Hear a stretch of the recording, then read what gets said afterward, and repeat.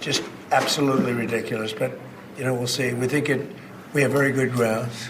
President Donald Trump has been talking about birthright citizenship for decades. The parents have to come in legally. Put simply, birthright citizenship means anyone born in the United States is automatically granted citizenship, even if their parents are in the country without adequate or authorized documentation. Can you give us a bit of a quick history lesson of the origins of birthright citizenship, specifically pertaining to the 14th Amendment? We didn't have citizenship in terms of a national idea written into the original Constitution, the Articles of Confederation. And there were lots of reasons for that, but one big one, obviously, is slavery, because enslaved people would have children, and the slaveholding states that obviously wanted to have no such thing as a single rule over citizenship. Famously, the Dred Scott case of 1857 upheld that concept, the Supreme Court ruling that Scott, an enslaved man who had sued for his freedom, could not be a citizen because he was of African descent. It's not until the 14th Amendment that we really get for the first time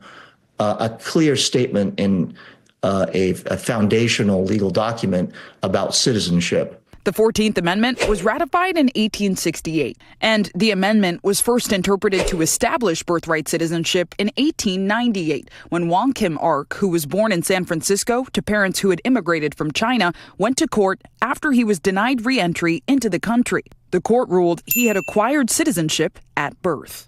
Today, at least 33 other countries grant automatic citizenship at birth. But in the United States, birthright citizenship faces a new challenge following the executive order signed by President Donald Trump his first day in office.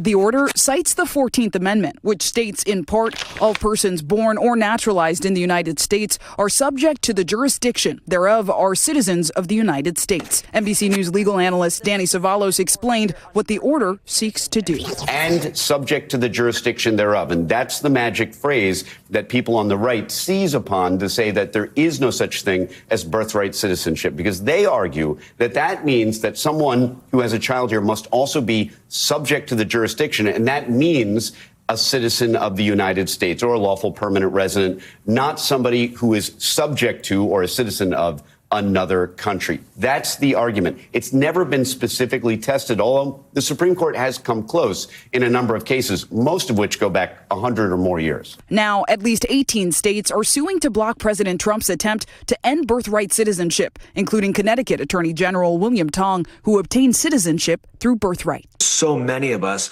share this story. So many of us are the children or grandchildren of immigrants. This is an attack on all of us. I want a federal court to say the Constitution means what it says and it says what it means. I think this is going to be a real test of the current Supreme Court once the case gets up there, because so many of the justices have gotten their jobs by saying that they are originalists.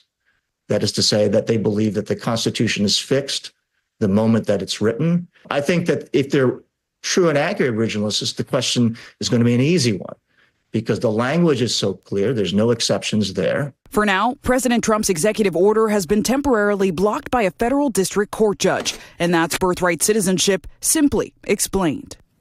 And we should add that indigenous people were denied U.S. citizenship rights until a separate law was enacted in 1924. The Indian Citizenship Act granted citizenship to all Native Americans born within U.S. borders. According to a Pew Research Center analysis of government data, as of 2024, an estimated 4.4 million U.S.-born children under the age of 18 live with an unauthorized immigrant parent.